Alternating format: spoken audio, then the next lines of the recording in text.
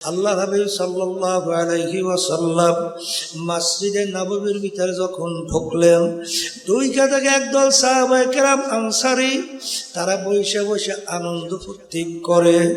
আল্লাহর হাবিব বলে, তোমরা কি মৃত্যুর কথা ভুইলা গেছো? তোমরা কি মৌতের কথা ভুইলা গেছো? এইমাত্র আমার কাছে জিবরাইল আমিন আসছে, যে জাহান্নামের বিবরণ আমাকে শুনাইছে। ওই এক সেকেন্ডের আযাব সহ্য করার শক্তি কারো নাই। তোমরা যদি জানতা, শুনতা, দেখতা, দুনিয়ার কোনো সংসার আদি বিবাহ সাথে কিছুই করতে পারতে না, দুনিয়ার কোনো কাজকর্ম করতে পারতে না, আরে কাকু সঙ্গে সঙ্গ দিতে পারতে না, সব ফালাইয়া জঙ্গলবাসী হইয়া যাইতা। ওয়াযাকারা ইসমা রাব্বিহি ফাসাল্লা। আল্লাহ রাব্বুল আলামিন বলতেছেন, তোমরা আগে আমার নামের জিকির করো, এরপরে তোমরা নামাজ আদায় করো। তাহলে নামাজের আগে আল্লাহর নামের জিকির করতে বলছে, এরপরে নামাজ আদায় করার জন্য বলছে।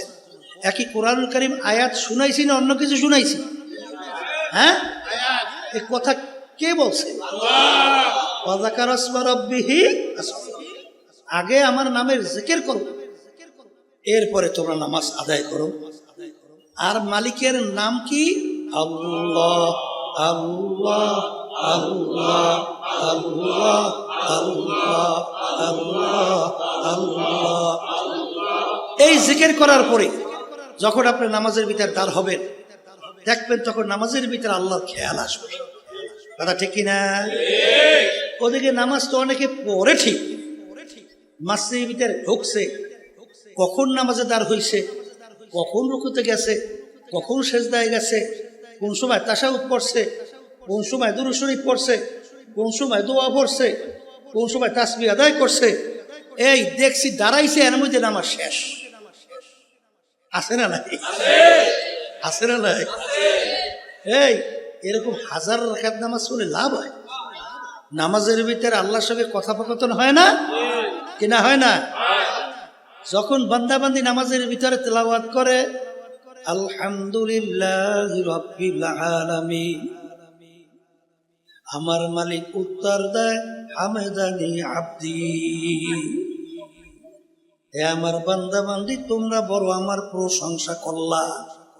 নামাজের ভিতরে কথোপকথন। বান্দাবান্দি যখন তেলাওয়াত করে, আর রহমানির রহিম, আমার মালিক উত্তর দেয়, সাদাকানি আব্দি, এ বান্দাবান্দি সত্যই তো বলছো, আমি তো আসলেই রহমানুর রহিম। কথা ঠিক কিনা? এই জন্য আলী রাদিয়াল্লাহু তাআলা আনহু বলছিলেন, যেই মালিককে আমি দেখি না তার ইবাদত করি না, আনতা আবুদাল্লাহা কাআন্নাকা তারাহু ফা ইল্লাম তাকুন তারাহু ফা ইন্নাহু ইয়ারাক। এমন ভাবে আমার মালিকের ইবাদত করো, গোয়াকে মনে হয় যেন তুমি আল্লাহকে দেখতেছো। ওই অবস্থা যদি ভিতরে তৈরি না হয়, অন্তত এতটুকু খেয়াল করো, যদিও নাকি আমার মালিককে আমি দেখি না, আমার মালিক তো আর অন্ধ না, আমার মালিক তো আমাকে দেখে। কেমন নামাজ তারা পড়তো! এক যুদ্ধের ময়দানে আলী রাদিয়াল্লাহু তাআলা আনহু, তার পায়ের ভিতরে তীর ঢুকে গেছিল, এমন ব্যথা হাত কাছেও নেওয়া যায় না, জোরে ব্যথায় চিল্লাইয়া ওঠে। আল্লাহ রাসূল সাল্লাল্লাহু আলাইহি ওয়াসাল্লাম বলেন, আলী যখন নামাজের ভিতরে দাঁড় হবে, তখন তোমরা তীর খুইলা ফেলাইও। এগুলা কি বোঝার জিনিস না বুঝবার জিনিস? না বুঝাবার জিনিস? একই বুঝাইয়া পারা যায় কোনোদিন সম্ভব? তীর হাত কাছেও নেওয়া যায় না, ব্যথায় চিল্লায়। আল্লাহ রাসূল সাল্লাল্লাহু আলাইহি ওয়াসাল্লাম বলে, আলী যখন নামাজে দাঁড় হবে তখন তীর খুইলা ফেলা। কি ব্যাপার? আলী রাদিয়াল্লাহু তাআলা নামাজে দাঁড় হইল,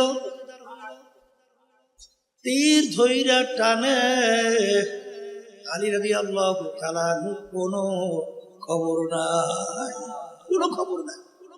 কি নামাজ পড়ছি আর তুমি আর আমি কি নামাজ পড়ি? হ্যাঁ, এই নামাজকে ঠিক করার জন্য তো আল্লাহর জিকির বেশি করা লাগবে, কথা ঠিক না বেটি?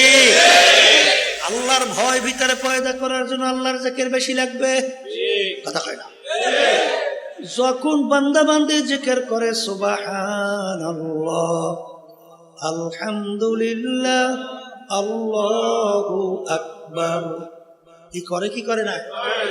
লা ইলাহা ইল্লাল্লাহ, কি জিকির করে কি করে না? সুবহানাল্লাহর সময় কি খেয়াল করে? আমি আমার মালিককে ডাকি, আমার মালিক আমার দিকে তাকাইয়া তাকাইয়া আমার ডাকের জবাব দেয়। কি দেয়? জবাব দেয়। এরকম বারবার খেয়ালে জিকির করে, বারবার খেয়ালে জিকির করে, বারবার খেয়ালে জিকির করে, করতে করতে এক সময় যখন আল্লাহর বান্দা বান্দির সামনে কোনো গুনাহ হাজির হয়, যখন গুনার সামনে আইসা যায়, তখন তার ভিতরে খেয়াল আসে দুনিয়ার কেউ দেখে না, আমার আল্লাহ তো আমাকে দেখে। এই খেয়াল ভিতরে পয়দা করার জন্যই তরিকা, এই খেয়াল ভিতরে তৈরি করার জন্যই আল্লাহর জিকির, এই খেয়াল ভিতরে তৈরি করার জন্যই যত তরিকার ঔষধ। পীর সাহেব হুজুরের কাছে ওই যে মুরিদ হইছে না, হ্যাঁ, সরল সোজা বোকাটাই হুজুর খুব মহব্বত করে। অন্যান্য মুরিদেরা বলে ব্যাপার কি, হুজুর বোকাটাকে এত কেন মহব্বত করে? হ্যাঁ, হুজুরের কানে যখন কথা গেল, হুজুর সব মুরিদদেরকে ডাকছে, ডাইকে জ্যান্ত মোরগ বা মুরগি হাতের ভিতরে দেশে ছুরি দিয়া হুকুম দেশে, হুজুর এমন জায়গায় মুরগি বা মোরগ জবাই করবে কেউ যেন না দেখে, কেউ যেন দেখে না, এরকম জায়গায় মুরগি মোরগ জবাই করিয়া। কেউ দৌড়াইছে পানির নিচে ডুব দিয়ে মুরগি জবাই করছে, কেউ দেখে নাই। কেউ ঘরের ভিতরে গোপনে মুরগি জবাই করছে, কেউ দেখে নাই। কেউ হয়তো বা পাহাড়ের গর্তে মুরগি জবাই করছে, কেউ দেখে নাই। যার যত গোপন জায়গা সব জায়গায় যে মুরগি বা মোরগ জবাই করছে, কেউ দেখে নাই। সবাই মুরগি মোরগ জবাই কইরা হাজির, আর বোকা মুড়ি জ্যান্ত মুড়ি মোরগ মুরগি নিয়ে হাজির। অন্যান্যরা বলতেছে দেখো কেমন সরল সোজা, কেমন বোকা। হুজুর আমাদেরকে হুকুম করলো মোরগ বা মুরগি জবাই করার জন্যে, সবাই হুজুরের কথা মানলো, কিন্তু বোকা তো হুজুরের কথা মানলো না। তখন হুজুর ধমক দিয়ে বলে, বোকা সবাই আমার কথা মানলো, তুমি আমার কথা কেন মানো নাই? তখন ওই বোকা মুড়ি থর থর কইরা কাঁপে, আর দুই চোখ দিয়া বাইয়া বাইয়া টপ টপ কইরা পানি পড়ে, আর বলে হুজুর আপনি হুকুম করছেন এমন জায়গায় মুরগি জবাই করবে কেউ যেন না দেখে। হুজুর আপনার হুকুম পালন করার জন্য কথার কথা ঠিক মতো ঘুমাতে পারি নাই, ঠিক মতো খাইতেও পারি নাই, ঠিক মতো বিশ্রাম তো দূরের কথা। কিন্তু হুজুর আমি যত গোপন জানা মতে জায়গা গেলাম, গোপন জায়গায় তাকাইয়ে দেখি কেউ দেখে না, কিন্তু তাকাইয়া দেখি আমার মালিক, আমার মাসুক, আমার মাওলা আমার দিকে চাইয়া আছে। হুজুর আপনি শর্ত লাগাইছেন এমন জায়গায় মুরগি জবাই করবা কেউ দেখে না। হুজুর আপনি তো শর্ত লাগাইছেন কেউ যেন না দেখে। আমি যেখানেই যাই সেদিকে দেখে আল্লাহ চাইয়া আছে, যেদিকে যাই সেদিকে দেখি আমার মালিক চাইয়া আছে। যেদার দেখতা হো মাই তু হি তু হ্যায়, তু হি তু হ্যায়, তু হি তু। যখন নাকি এই কথা মুরিদ বলল, তখন ওই হুজুর বলতেছেন, হে মুরিদেরা বলছো আমি এই বোকা মুরিদটাকে এত কেন মহব্বত করি? আরে এই জন্যই তো মহব্বত করি, এ আল্লাহর বান্দারা, পর্দালে মা বোনেরা, সবসময় মনে রাখো, আসলে সবসময় খেয়াল রাখবা আমার মালিক আমাকে মহব্বত করে কিনা, আমার মালিক আমাকে ভালোবাসে কিনা, আমার মালিকের সম্পর্ক আমার সঙ্গে আছে কিনা, আমার মালিকের হুকুম অনুযায়ী আমি চলতে পারি কিনা। কে আমাকে ভালো বলে, কে খারাপ বলে, কোনো দরকার নাই। আমার মালিক যদি আমাকে ভালো বলে, এইটাই আমার দরকার।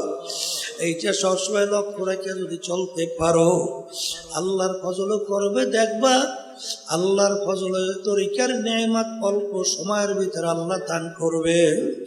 আর যদি তরিকাকে পুঁজি বানাও, আর আল্লাহ মাফ করো, যদি এই তরিকার অনুসার পালন করার পরে বিভিন্ন দুনিয়ার কোনো খেয়াল চাপাও, সবসময় মনে রাখো, মান কানা ইউরিদু হারসাদ দুনিয়া নুতিহি মিনহা।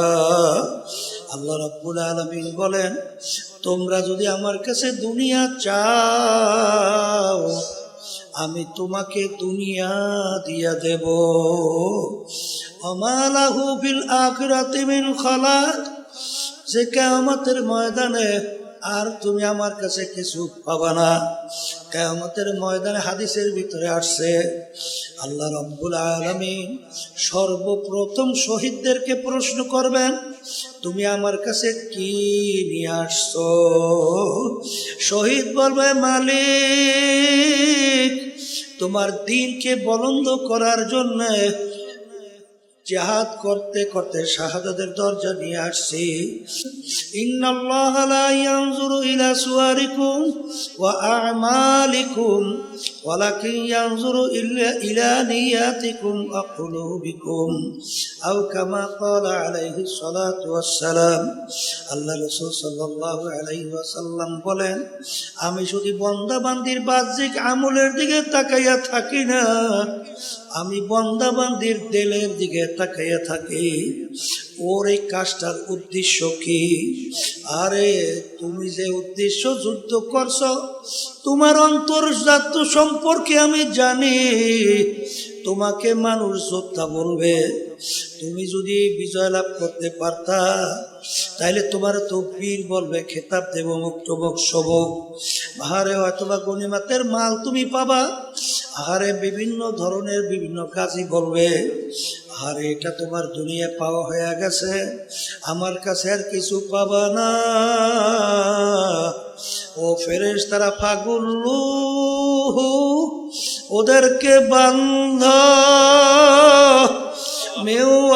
মিওয়ারাইহিম জাহান্নাম, এরপরে ওদেরকে ফিকা ফিকা জাহান্নামের ভিতরে ফেলাও। আল্লাহ আমাকে আমাদের সবাইকে মাফ কইরা দেয়। এই জন্য বাজান সবসময় মালিকের কাছে দোয়া করা লাগবে। রব্বানা লা তুযিগ কুলুবানা বা'দা ইয হাদাইতানা ওয়া হাব লানা মিন লাদুনকা রাহমা রাহমা।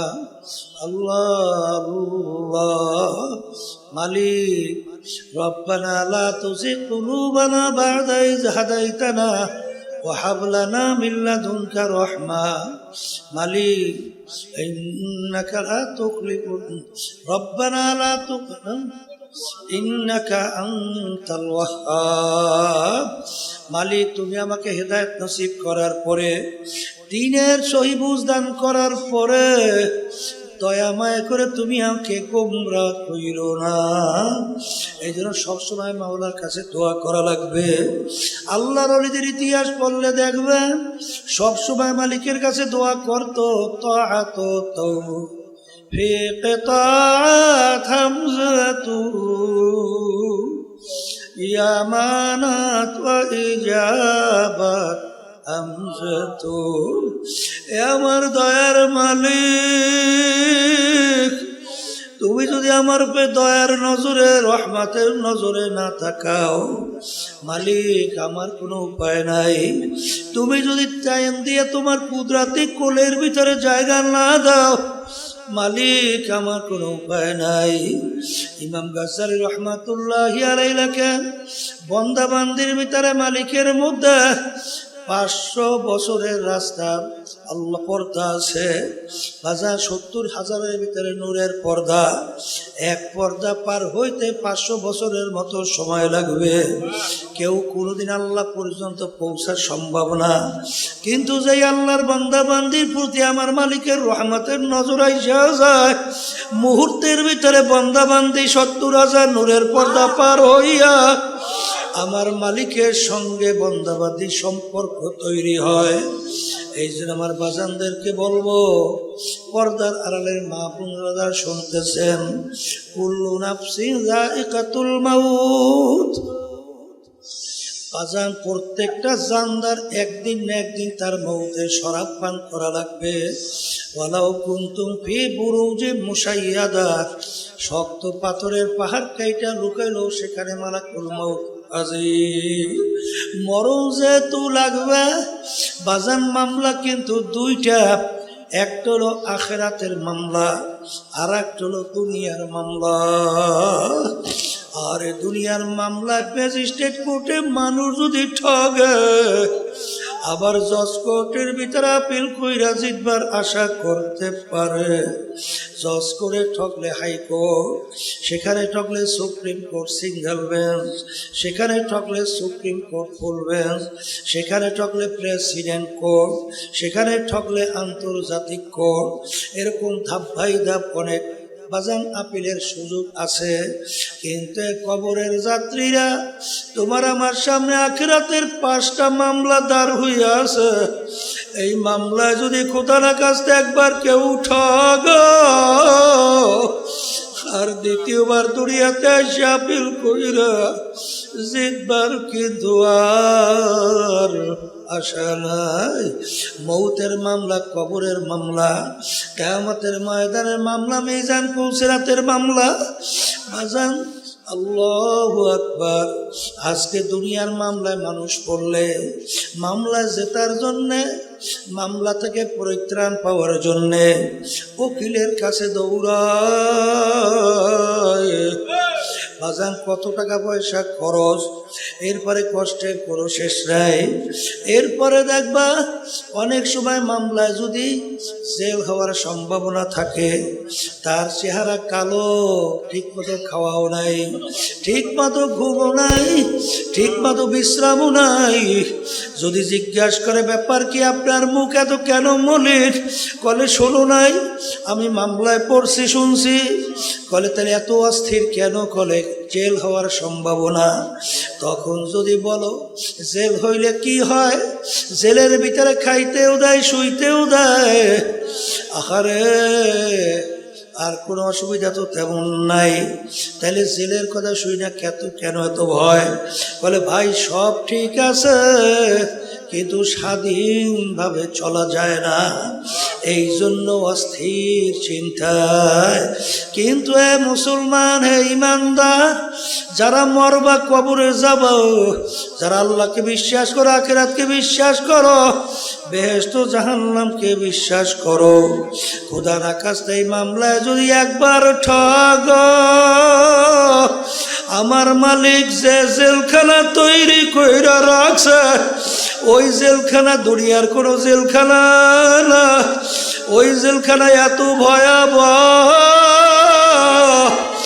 আল্লাহু আল্লাহ জিবরাইল সালাতু আসসালাম আল্লাহর হাবিবের সঙ্গে দেখা করার পরে আসলেন দেখা করার জন্য আসলেন ওই সময় সচরাচর জিবরাইল আমিন আসেন না আল্লাহ রাসূল সাল্লাল্লাহু আলাইহি ওয়াসাল্লাম জিজ্ঞাসা করলো ভাই জিবরাইল এরকম সময় তো আপনি আসেন না কেন আসলেন জিবরাইল সালাতু আসসালাম বলেন মালিক আমাকে বেহেশত এবং জাহান্নাম দেখাইছে আর বেহেশতের বিবরণ দেওয়ার পরে জাহান্নামের বিবরণ দিতে যাইয়া জিবরাইল আলাইহিস সালাতু ওয়াসসালাম কান্দে আল্লাহর হাবিব সাল্লাল্লাহু আলাইহি ওয়াসাল্লাম বলেন ভাই জিবরাইল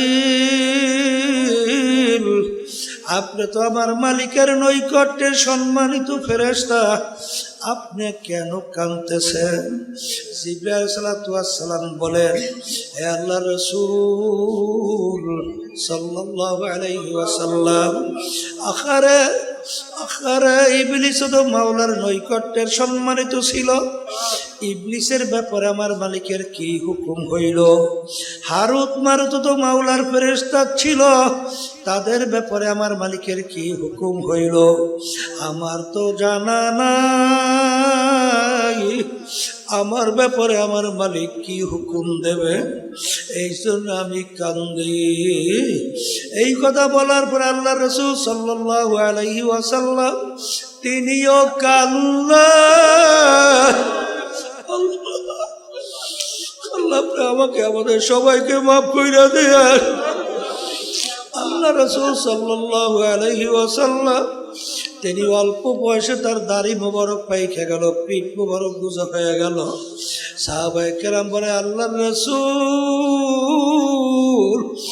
এত অল্প বয়সে আপনার দাড়ি মোবারক কেন পাকলো, পিঠ মোবারক আপনার কেন গুজা হইল? আল্লাহ রাসূল সাল্লাল্লাহু আলাইহি ওয়াসাল্লাম বলে, এ আমার সাহাবারা, আল্লাহ কথার কথা, আমি রাসূল যা দেখি তোমরা তো দেখো না, আমি রাসূল যা জানি তোমরা তো জানো না। আখেরে আমার মালিক কোরআনুল কারীমের মধ্যে বেনমাজি যারা 5 ওয়াক্ত ঠিক মতো নামাজ পড়ে না, যারা রমজান মাসের আল্লাহর হুকুম ফরজ রোজা ঠিক মতো রাখে না, যাদের উপরে ধনী হওয়ার পরে হজ যাকাত আদায় করে না, যারা আল্লাহর হুকুম পর্দা ফরজ ঠিক মতো পালন করে না, যারা ঠিক মতো হারাম হালাল তমিজ করে খায় না, চলে না, তাদের ব্যাপারে আমার মালিক যে আযাব ও গজব বাজে জাহান্নাম বানায় রাখছে, ওই 1 সেকেন্ডের আযাব সহ্য করার শক্তি দুনিয়ার কোনো মানুষের না। আল্লাহু আল্লাহ। জিবরাইল আলাইহিস সালাম যাওয়ার পরে আল্লাহ নবী সাল্লাল্লাহু আলাইহি ওয়াসাল্লাম মসজিদে নববীর ভিতরে যখন ঢুকলেন, দুই কাছে একদল সাহাবায়ে কেরাম আনসারী, তারা বসে বসে আনন্দ ফুর্তি করে। আল্লাহর হাবিব বলে, তোমরা কি মৃত্যুর কথা ভুইলা গেছো? তোমরা কি মৌতের কথা ভুইলা গেছো? এইমাত্র আমার কাছে জিবরাইল আমিন আসছে, যে জাহান্নামের বিবরণ আমাকে শুনাইছে। ওই 1 সেকেন্ডের আযাব সহ্য করার শক্তি কারো নাই।